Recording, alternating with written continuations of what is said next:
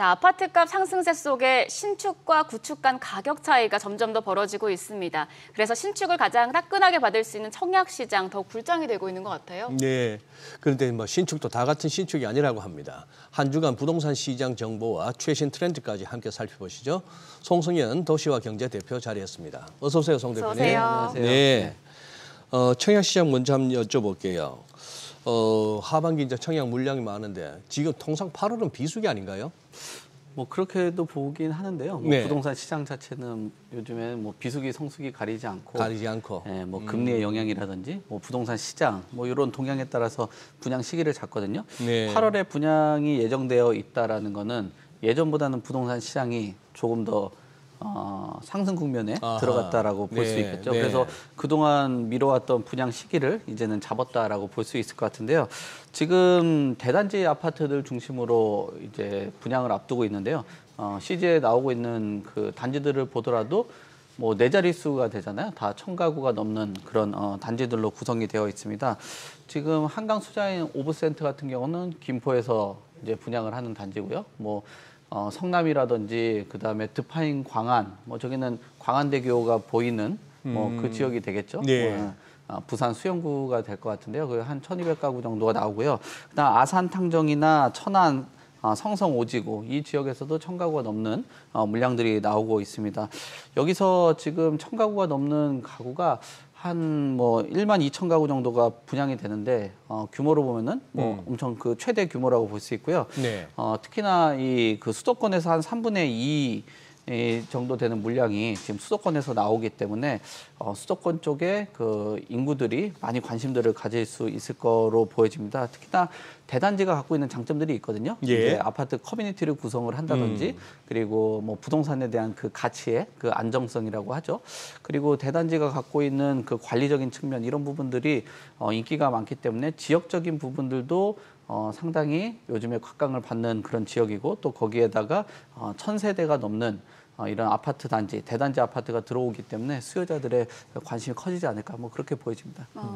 이제 이번 달 들어서 특히 강남권 로또 청약 기대감이 점점 커지고 있는 것 같아요. 근데 이제 서울 서초 방배동에 DH 방배가 이제 26일부터 분양에 나서는데 이것도 대단지죠? 예, 그렇습니다. 지금 앞에서 말씀드린 것들은 뭐 1000가구가 넘는다고 했는데 여기는 일반 분양분만 1000가구가 넘어요. 전체 그 가구 수로 본다라면 한 3000가구가 넘는 그런 단지거든요. 그러니까 네. 강남에서 가장 뭐 대단지라고 볼 수가 있겠죠. 지금 나오고 있는 것처럼 방배동에 위치했고요.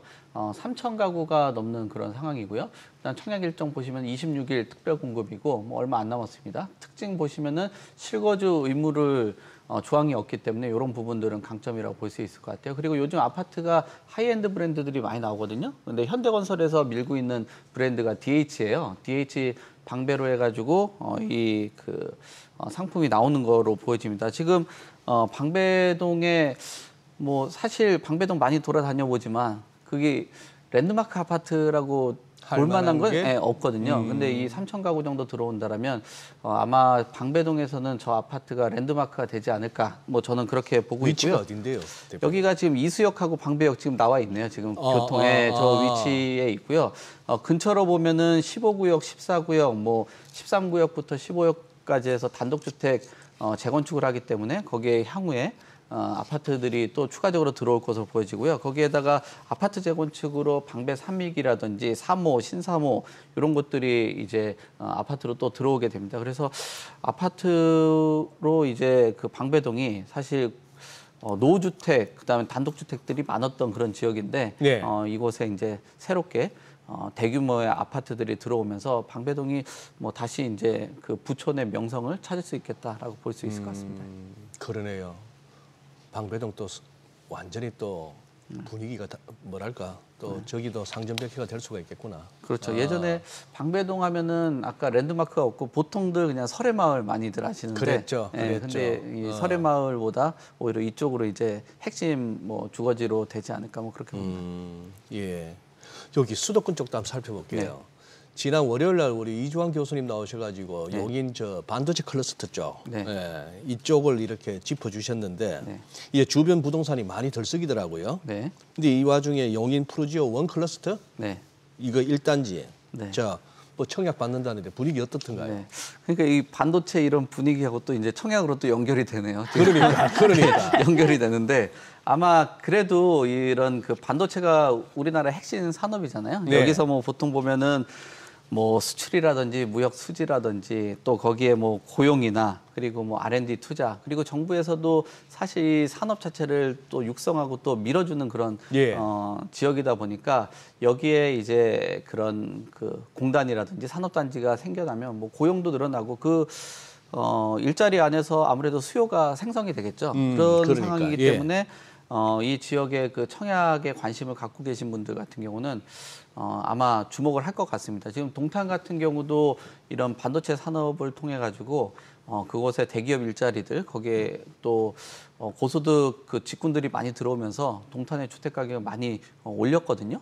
네, 그런 그 부분으로 봤을 때도 여기에 뭐 삼성전자가 이제 남사업 쪽, 그다음에 SK 하이닉스가 원산면 일대 이쪽으로 사업을 하다 보니까 여기에 뭐 큰 그 산업단지가 그 연결이 되게 되면 동탄 그리고 용인 그다음에 평택 뭐 이렇게 해가지고 클러스터라고 하는데 그 예. 지역들 그 삼각편대가 형성이 될 것으로 보여지는데 여기에 하필 그 또 이제 용인 푸르지오 원클러스 1단지가 청약을 하네요. 총 뭐 한 3,700가구가 넘는 그런 규모다 보니까 많은 분들 좀 그 관심들을 가지실 것 같고요. 여기에 이제 저 그 원클러스 1단지 같은 경우 한 1,681가구가 들어가네요. 그래서 뭐 지금 주민들이라든지 토지 가격 그리고 거기에 관심들을 많이 갖는 뭐 지역 중에 하나라 부동산 시장에서도 좀 그 전반적으로 봤을 때 관심이 좀 큰 지역이긴 합니다. 예. 근데 이게 관심이 아무리 있어도 네. 경쟁률이 너무 네. 어마무시해서요. 네. 뭐 아까 말씀해주신 그 동탄은 막 295만 대 1 막 이렇고 네. 그래서 지금 올해 수도권 청약 중에 경쟁률이 이렇게 높은 단지 특징은 뭔가요? 뭐 보통 보면은 단지의 특징은 우선적으로는 역세권 중심 그리고 대규모 중심 이런 곳들이 인기가 많은데 왜 이런 현상들이 나타나고 있냐면 공급에 대한 부족들 뭐 이런 이슈들이 워낙 있어요. 그러니까 노후주택에 대한 그 물량은 시간이 지나면 노후주택들은 늘어나잖아요. 신규 네. 공급이 안 예. 늘어나다 보니까 그러니까 신축 아파트에 대한 그 쏠림 현상들이 크고요.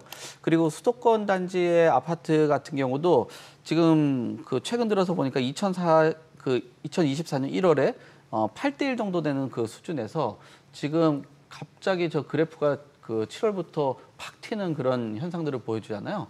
그러니까 지금 95대 1 정도가 나옵니다. 그러니까 1월부터 2월, 6월까지도 좀 잠잠했었는데 7월부터 올라간다라는 거는 역시 서울의 주택 가격 그리고 최근 들어서의 수도권 일대 뜨거운 그 청약 경쟁률 이런 부분 때문에 나타난 것으로 보여집니다. 그리고 역세권 같은 경우가 가장 인기들이 많은데 경쟁률 상위 뭐 20곳 중에 16곳이 역세권이라고 해요. 특히나 뭐 역 이름이 들어갔었는데 지금 동탄 역세권에 보면 627대 1 정도 나왔던 곳이 동탄 이신도시 동탄역 대방 엘리움 더 시그니처 요게 이제 627대 1 정도 나왔고요.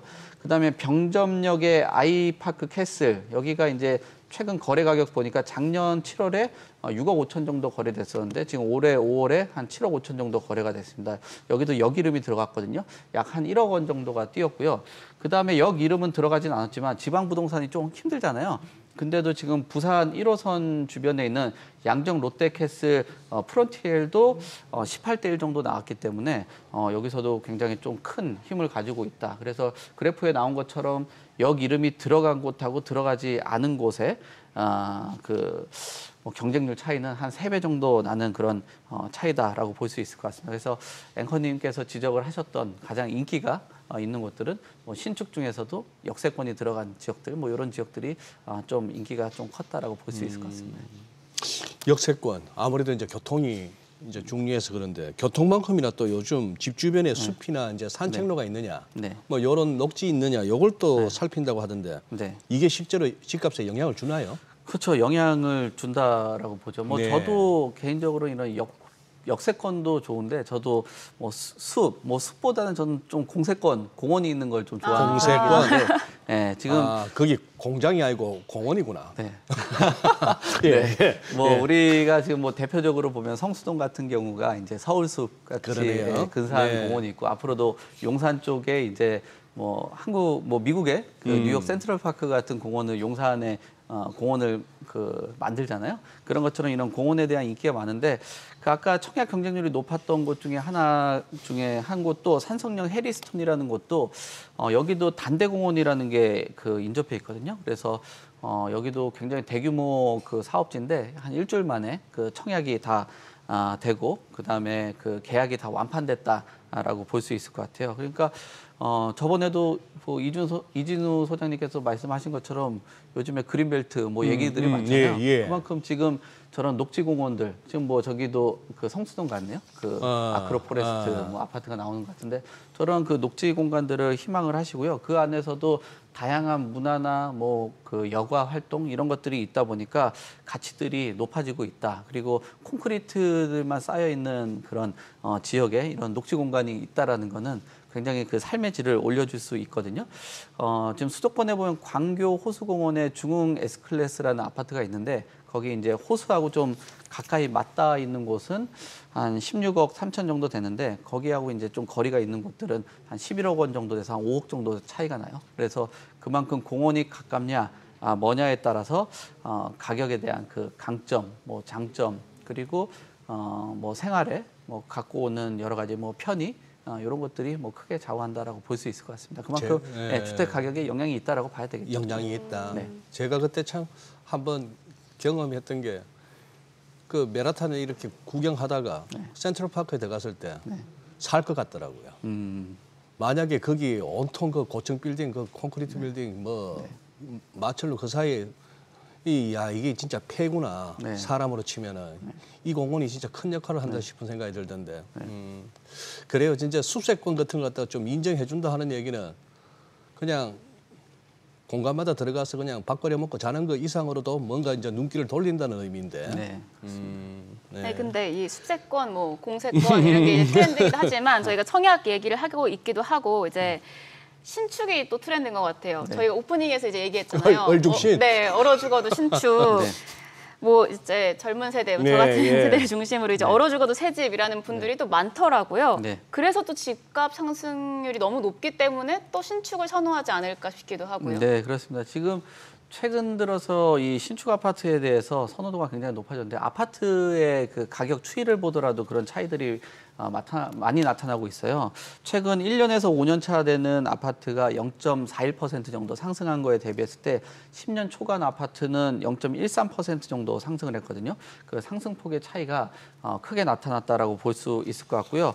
그리고 이런 노후주택 같은 경우가 계속적으로 증가를 하고 있는 그런 추세이기 때문에 더욱 그런 것 같습니다. 수도권에 30년 차 이상 되는 아파트가 지금 자막에도 나온 것처럼 20%가 넘는 상황인데 1년 새 2%가 올라갔고요.